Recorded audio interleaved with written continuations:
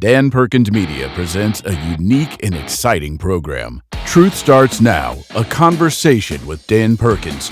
The left has taken away your rights to freedom of speech. Truth Starts Now is a platform for you to regain your voice. America and Americans will be better off if we can have civil and respectful conversations about the day's important issues. Now, here's your host, Dan Perkins.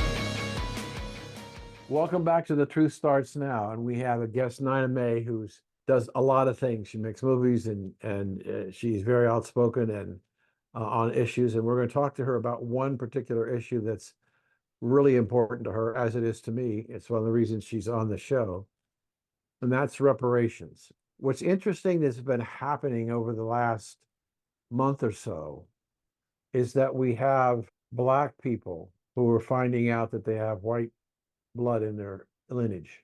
One of the ladies from The View found out on the PBS show about your heritage. She has a different background than what she thought going back several generations. So it really is a situation that I did an interview maybe 3 or 4 weeks ago with a Black civil rights activist. We spent some time talking about reparations, which we're going to talk about to you. And he said, I really believe that the person or persons who are responsible for the expansion of slavery should be the people that be responsible for paying reparations, if there are any. He said, the first place you got to do is go to Washington, D.C. and knock on the Democratic National Committee and ask them how they're going to pay for it. Because the Democrats were the responsible party that built slavery, and at the same time, after the war, wanted to continue to keep Black people in slavery. I think what he was saying was spot on. And give me your perspective on reparations. He's exactly right. If anyone's going to be paying for the reparations, it's going to be the people that caused us to even think that we need reparations, and that's the Democrat Party. A lot of people don't understand two things. One is that the Republican Party was founded as the abolitionist party to abolish slavery, to have equal rights, civil rights, voting rights. They had 9 planks in their first platform. 6 of them dealt with emancipation and civil rights and equal rights for the freed slaves. Then you go to the other side of the aisle and you've got the Democrats. The Democrats were the ones that were pushing slavery and forcing slavery, keeping it alive for years and years and years, even to the point where they left the Union and started their own country. That's a lot of people don't understand it. It was their own country. They had their own currency, their own president, their own flag, their own constitution, everything that was designed to keep slavery alive for as long as possible. I have said many times that if the South had won that war, slavery could have continued another couple of decades because they were not going to give up their slaves. And they were, again, willing to destroy the country. Well, that same Democrat Party is alive and well. They're doing exactly the same thing today. They're trying to destroy this country by divisiveness and by marginalizing different groups of people. And here's the thing, too. If you're a Black in America and you identify with the party of Lincoln, that's the Republican Party, you are vilified, you're marginalized, you're relegated to some kind of outpost of illegality or something. And the way they treat someone like Clarence Thomas and Condoleezza Rice and Larry Elder and Tim Scott and you name them, if they're conservative and they're Black, they are fair game for the Democrats, exactly the way it was 150 years ago when they had, for example, the what was the rule, the law that if you found a Black, you could assume that he was Freedman's law, was that Freedman's? Anyway, you could assume that he was a slave just because of the color of his skin, and you were allowed to literally kidnap him, take him, and put him on your plantation to work, even though he had been. It could have been a W.E.B. Du Bois that lived in New York and had never been a slave his entire life. But if he was out somewhere where you had the bounty hunters, he could have been taken and literally captured. And that's what we're seeing today. We're seeing people with zero rights, especially as they're coming over the border. The Americans have zero rights when these people that are coming from other countries have more rights than them. They're getting what is it, $1,000 a month now, the credit card, a phone, health care, college. They're even making it available for college. They can't even speak 3 words of English. So it's the same party that's done it and is continuing to do it and continuing to destroy this country.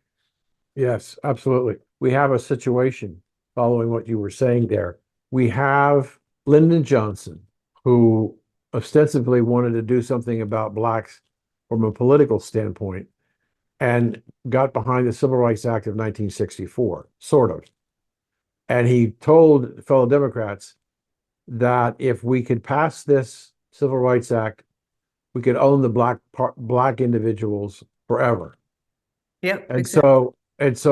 but he couldn't get enough Democrats to pass the Civil Rights Bill. It took the Republicans to step up to the plate to get enough votes to pass the Civil Rights Act of 1964. The sad thing about that is that you got all these lawyers that are up on Capitol Hill at that time in Congress. Not one of them thought to say, wait a second, that's the 14th Amendment. That's the Civil Rights Act. We don't need another act. It's already in the Constitution. And that's how distorted that whole thing began. The distortion began as soon as the war was over, when the Democrats founded the KKK as the terrorist arm of their party because they wanted to intimidate these newly released slaves and say, you know what, you think you're free, but you're not. We're in charge. We're going to destroy your life if you even think about trying to vote. So all these people for all these years have said, oh, it was whites keeping blacks from voting. No, it wasn't.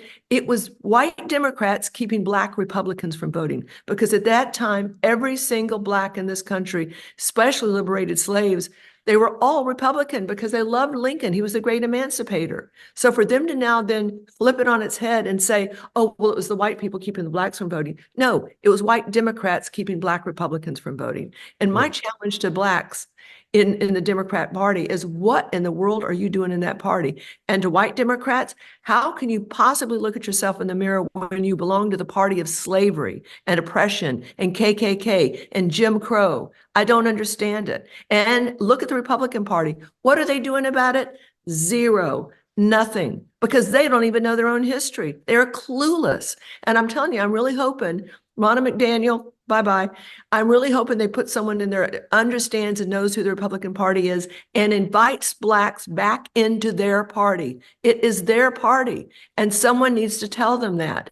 And maybe Donald Trump is the one to do that. And I've told his handlers, I've said, you've got to get him in the inner city. You have to do rallies right downtown where they live, because he can relate to them, because he's being persecuted the way they're being persecuted.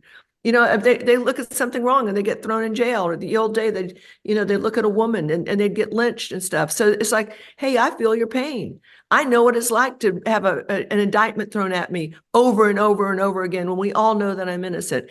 And I tell you what, I don't know if you've heard this, but a lot of the blacks are going, he's my gangster man. He understands me. He knows exactly what I've been going through, and he's the guy that I'm voting for. And I think it's going to shock the Democrats when they see especially with the southern border and the way they're opening it like this. They're taking all the good products that we as Americans want to have for our hurting people, our hurting citizens, taking them and giving to these strangers who can't even speak our language. They don't even know where they're going to go, where they're going to live, what are they going to do? They're going to suck off the rest of us.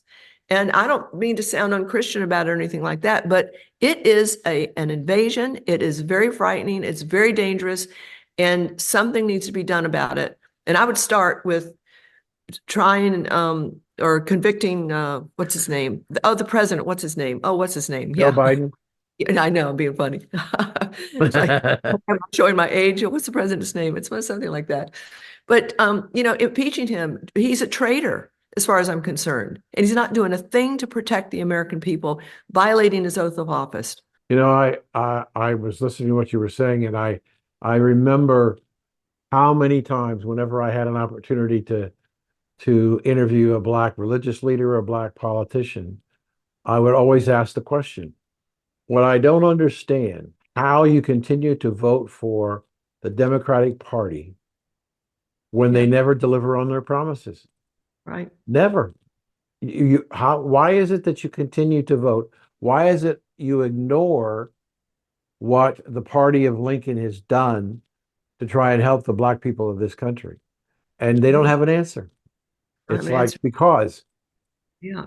Well, remember, Trump said, what do you have to lose? They haven't done. Absolutely. Why don't you give it a try and we'll see how it goes? And I'm telling you, to the person, they're going, holy cow, we need Trump back because this man is destroying our lives. Things are costing a lot more than they did under Trump. And, we had a lot more freedoms than we did under Trump. Taxes were a lot lower. So I do think that it's time now to rejiggerify the Republican Party and say, it's always been the abolitionist party. It's always been the civil rights party. It was the party that was for women's rights when the Democrats were not for women's rights. I mean, every cultural issue that we had that was based on either morality or immorality, the Republicans have always been on the side of freedom, the side of liberty, the side of equal rights, equal justice. The Democrats are the oppressors. They're the ones that slaveholders. They're the ones that wanted to keep that alive even through a terrorist arm. They totally undid the Reconstruction, which was supposed to have set the country right. But no, it was all about segregation for them. Blacks here and whites there. They are the racists. They have always been the racist. And I just really wish that Republicans would get some courage and speak back and speak out and push back against Why do you think Republicans are reluctant to do that? They don't know the truth. They don't know the history. The RNC, the Republican National Committee, doesn't even know its truth or its history. We did ERR, Emancipation, Revolution, 20 years ago. We tried to get it to the RNC. It's their history. I mean, we did a free documentary for the RNC to tell them about their rich history of equal rights, civil rights, abolition, the whole thing. They were like, la, la, la, la, la, la, la. Don't want to hear it. Karl Rove even told us, he said, we'll never get the black vote. We're after the Spanish vote now. I'm going, how's that working for you, Karl? 20 years ago. So like I say, I'm hoping that they'll replace someone, Ronald McDaniel, with someone who gets it, who knows it, who understands who we are, and will shout it from the rooftops and say, you have to come back to the party of Lincoln, to the party of emancipation, the party of equal rights, of civil rights, of voting rights, because the Democrats unanimously opposed the 13th, 14th, 15th Amendments. The Republicans unanimously supported it. A lot of people don't know that the first 23 Blacks to be in Congress after the Civil War, these are all liberated slaves, first 23, all Republicans, not one Democrat. It was 100 years before the Democrats would have a Black member of Congress. And that was Barbara Jordan from Texas. I mean, almost exactly, it was like 1970 or 1965, almost exactly 100 years from the time that the war ended. They didn't have one single Black. Does anyone hold them accountable to that? No, they don't even have that on their website. If you look at their website, there's a chunk of history missing for 100 years because they can't put anything down. They're embarrassed by it. But they'll always say, this is the thing they always say, oh, that slavery thing. Well, that was then, this is now, where everything's changed, everything's different. Okay, first, if that's true, just drop reparations, because if it was then and not now, that was then and not now, then we don't have to deal with reparations at any time. The second point I was going to make, my husband always says it's very dangerous when you say, I've got 2 points I'm going to make, and then you can only remember one of them. Thank you, Joe Biden. Well, we'll give you a chance to think about it because we're going to take a break here, and we'll be right back with Nina May and her outspoken position on what the Republicans need to do. We'll be right back. I'm Dan Perkins, the author of a new historical romance novel called Sad Eyes. It is a story of a young woman, a beautiful Irish lass with red hair, green eyes, and curves that won't quit. She is born in 1912 in Waterloo, Iowa. She decides she wants to be an ER nurse, but she wants to move away from Waterloo to the excitement of the big city. She is accepted at St. James School of Nursing in Chicago and began a life as a true American patriot, serving her country in 2 wars. She fell in love with the love of her life. She takes the longest honeymoon in history. This novel is full of twists and turns and is difficult to put down. You can find Sad Eyes at Amazon.com, BarnesandNoble.com, and JCarrollPublishing.com, or through your local bookstore. Get it, read it, tell people about it, and write a review on Amazon. This is Dan Perkins. Welcome back to The Truth Starts Now. And we're talking about Nina May. And she's been very animated and very positive about what Republicans need to do. And I said I wanted to continue to talk about reparations. When Lyndon Johnson, again, created his Great Society, War on Poverty, he started in under the basis of what he was doing wasn't necessarily to help the black people, but he said to John Tower of Texas, the senator at that time, what we're doing here is making the black people beholden to the Democratic Party forever. And we've been talking probably the better part of 2 or 3 years now about some kind of reparations for the black people who were part of slavery. And I've written several commentaries by saying, wait a minute, under the war on poverty, the federal government has spent $22 trillion, $22 trillion on the war on poverty to try and improve the plight of black people to give them a fairer chance. And it didn't work. 22 trillion. That's a lot of reparations, $22 trillion. And so I look at it and say, again, as we started this program, the people that should be paying the reparations are the people who caused the problem, and that the Democratic Party. But what's fascinating to me is, why is it that black people don't blame the Democrats? Why do you think? Well, because they've been lied to, and the Democrats control the educational system, the educational unions, they control the media, they control the colleges and universities, and you name it, they control it. So of course they've got to spin it to, benefit them. And if the other side doesn't know their truth, then the other side gets away with spinning it. And that's the way. This is one of the interesting things, and it's all in our movie and the sequel, Reparations, Who Should Pay. But in Emancipation, Revolution, it talks about all that stuff that we're talking about here. And one of the things that people don't understand is that if a white woman, a teacher, during the time of slavery, the Civil War, whatever, was caught teaching a black, they would be whipped. They'd be strung up, whipped. They would sometimes even be lynched. These are regular teachers, but they just wanted to help these little kids learn. Frederick Douglass's teacher was a woman named, and her last name is Hural, something like that. I can't remember. Anyway, her husband came in while she was teaching him how to read, and he hit the roof. And he basically said, you never teach him how to read. You don't teach him this, because if they, blacks, learn how to read, they'll learn how to be free, and they'll learn how to, do for themselves, and they won't be our slaves any longer. We have to keep them dumb. We have to keep them stupid. We have to keep them, in the dark. Well, the first 23 congressmen that went on from slavery, straight out of slavery into Congress, every one of them could read and write. They were very, very articulate, incredibly articulate. You read some of their writings, it'll blow you away. So what we conclude, obviously, is that there were a lot of women, like the wife of this man, who in secret were teaching their slaves how to read and write. And the Bible was the one that the book that they were using. So not only did they learn how to read and write, they were learning about Jesus. They were saved. They understood all about God, and let my people go, and the Pharaoh and the whole thing.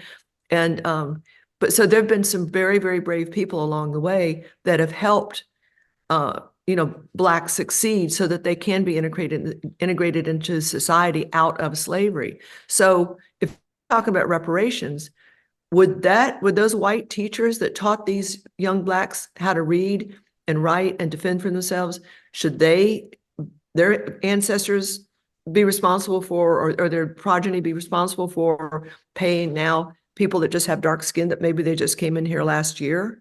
That doesn't make any sense. And the only way that this discussion, this issue is going to be turned around is by people being educated about what the whole issue is. Because right now, everybody's just talking money. And to be honest, it's a redistribution of wealth plan, exactly the way that Johnson's, what is it, the New Deal or whatever?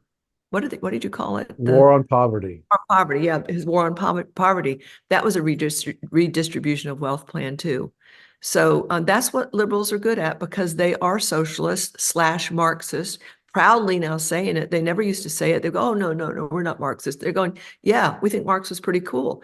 I mean, they're even talking about, teaching Lenin and bringing Marx back into the classroom. Not like it's not been there, but there's no more hiding their darkness under a bushel anymore. They're proudly displaying their communist flag. Right. I was thinking about when we were talking about reparations, I was thinking about what was going on And we had a situation, I should say, have a situation where it's going to be difficult because to identify who should get reparations and not just the color of their skin, because according to the Census Bureau, 1 in 4 Blacks in this country were not born in this country. They Yeah. came in through either legal or illegal immigration, 1 in 4. Mhm. But in looking at the idea of reparations, if you go back to the civil rights movement, what we had is the Democrats took fathers out of the house Mhm. and replaced the father with money from the government.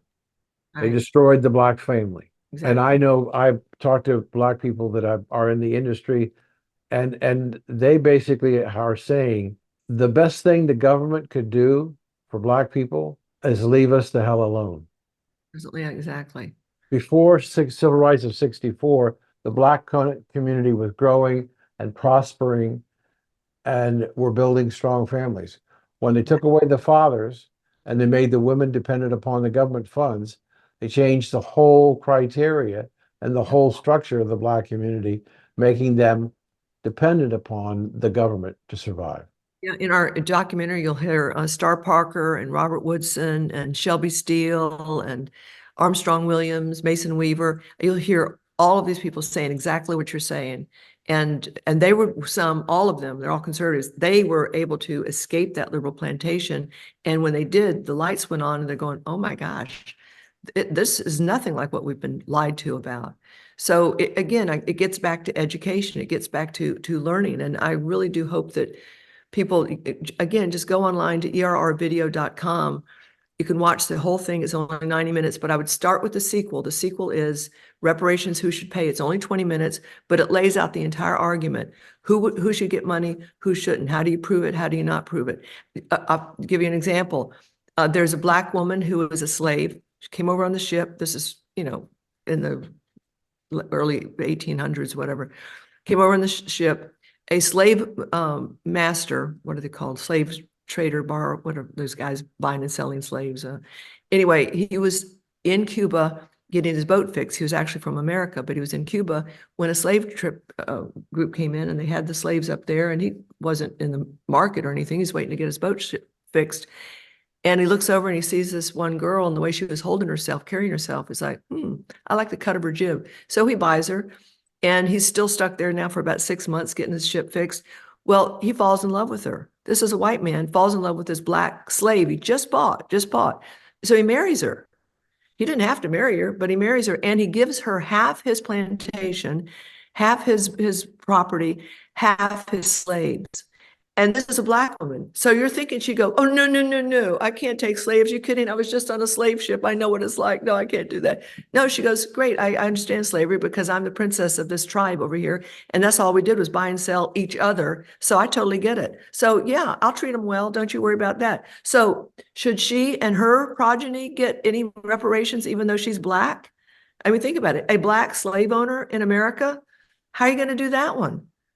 So there's so many nuances about this entire thing that have to be either gone over with a fine-tooth comb or just throw the whole idea out because it's a dumb idea, a very dumb idea, because people that do not deserve it are going to get money from people who should not be required to put money into that pot.